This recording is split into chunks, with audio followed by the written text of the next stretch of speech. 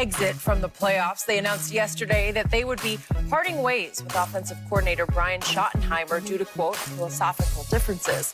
After the Seahawks lost to the Rams, Pete Carroll made it clear that the Seahawks needed to focus more on running the ball effectively to set up their passing game for Russell Wilson, something he didn't feel like Seattle did well in the second half of the season. So, Shannon, how much is Russ to blame for this move? Russ got a lot of the blame. Skip, each of the past 3 seasons, the first half MVP has been Russell Wilson. Yep. Each of the year Patrick Mahomes won it, at the halfway point, Russ was in the lead. Last year when Lamar Jackson run it, Russ was in the lead. He was. This year, Russ was in the lead. Good point. And all he patting, let Russ cook. Well, Russ burned the damn groceries. That's what Russ did. Call it like you see it. Man, we got to stop blaming all these coaches for everything. Russ failed. When you look at this, you look at what he did. Now, he talking about they need to run the ball. Seattle was 6th in rushing average, 4.8 a carry. They was 12th in rushing yards, 123. But what about those interceptions? Russ threw 9 interceptions in those 5 losses. Yep. And a lot of them were horrible. Threw another one last week. DK Metcalf had to call 1,300 yards, which was the most in Seattle history. Yep. Tyler Lockett had 100 catches, the most in Seattle history. So we just gonna blame Brian Schottenheimer. Brian Schottenheimer ain't gonna get no credit. He get all the blame. He let Russ cook. Russ burned the dinner. That's what he did. Call it what it is, Skip. Russ didn't play well each of the last 3 second halves. Russ gonna have to show that he can win a playoff game without the Legion of Boom intact. Yep. And he hasn't played well in none of the playoff games.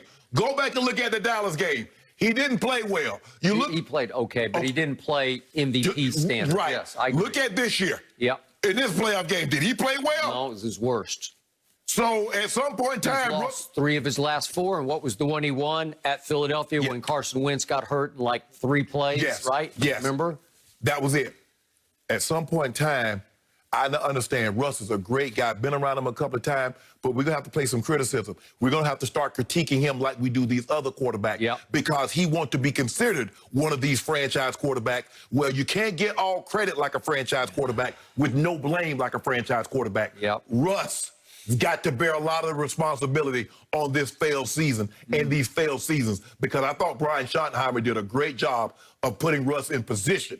Russ was the MVP 3 first halves, and for whatever reason, the interception rate went up, the turnovers went up, and they went down.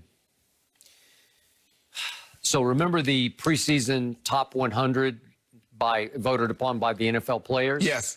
Remember what happened at the top as they were about to unveil 2 and then 1? Right. They had, I think, Jerry Rice, some other ex-players making the case that Russell Wilson is the best player in this league. Right. And he was sort of 1A because he was number 2 to Lamar, who was number 1. Patrick Mahomes was like 4th behind Aaron Donald at 3. Yes. Okay. I say going into next year when they vote, I don't think Russell's going to be vying for number 1. Right. He's going to be lucky to be in the top 5. But his first half this year was number 1. Yes. He was the best. And this offense was by far the best offense for half a year. Right. Well, that's pretty great, right? Then what happened? I can't quite put my finger on it, but he just didn't play very well. And I thought Pete Carroll had the most interesting and I think sort of pertinent theory was that we threw so deep, so successfully, so often through the first 8, 9 games that teams started to play us deeper and deeper, saying, we will not let you have this anymore. And they kept trying to beat you deep. Right. And he said we had things underneath, but they just try to bleed us and make us have to throw the ball underneath, which they don't do very patiently and successfully. Skip, the ball is in the quarterback's hand. Skip, I call a play. Now, the play is meant to go deep. And what Tom Brady's understand, well, hell, I ain't finna keep throwing to Mike Evans and get this ball picked. Let me take Leonard Fournette in the flat. Let me take this tight end on the shallow. Let me take this underneath stuff. Okay, Russ. Well, why is Tom Brady the GOAT? Right. Because he did a whole lot of that. Skip, we watched him on Sunday night. Remember that game against Arizona? Yeah. When Russ kept throwing interceptions, that game was 4-1. And he threw interception after interception after interception. And then we see what happened. The Giants go up there and beat the brakes off him. They did. Yep. So we saw what Russ did in Buffalo. Interception after interception. Hey, come on now. Close game, though. Yes. And by the way, the bottom line was still pretty good. They went 12-4 and they won the West. Yes. Okay. 12, Skip, 12, just think about this. The guy went 12-4, had Russ in the MVP conversation every single year, and the man lose his job. Russ had his best 3 years. And then he posted about Brian Schottenheimer, and they were very, very close, according to this social post. Yeah. Shotty, he called him, you know, so grateful for how much you mean to me. God blessed me with you. We won a lot of games, threw a lot of touchdowns, had a blast in meetings and our Bible studies. Best days are ahead for you. Well, it is almost like you needed one more line of, I'm sorry I did this to you, right? Yeah. I'm sorry I couldn't live up to what you did for me, right? Because in the end, the ball's in his hands. And I believe the whole idea of let Russ cook, that he tried to live up to that by trying to throw it farther and farther. And remember, against the Rams the other day, he was 11 for 27, had his worst QBR in a playoff game of 18, but he made one hellacious great throw, rolling to his left, hit DK. And DK got behind the safety. Well, that was vintage Russell Wilson. I think look, their running back situation, Skip, has been flux. I mean, the guys can't stay healthy. Chris Carson's been nicked up. I think Carlos Hyde is also there. He's been nicked up. But their run game was consistently decent. Yeah, it was decent. But they need a tight end. Well, and Greg Olsen, remember, maybe that's the key to the demise, was Greg Olsen got hurt at midseason. They put him on IR, and he came back late and did nothing. No. And he's our guy here at Fox. And will this be the end of that? Yep. Yeah. He'll come to us, right? Okay. The other guy, Skip, no. They need a tight end. They need a tight end that can handle the underneath stuff, the shallow cross, the mid-level stuff. So that way, you know, and plus, you don't I understand DK is fast and big, but you don't always have to throw it to him deep, Skip. I understand that, you know, once he gets ahead of steam and he's not the greatest route runner, because a man that size, it takes a lot for him to decelerate and to get in and out of breaks. Yep. But Skip, you got to run something other than post and go routes with him.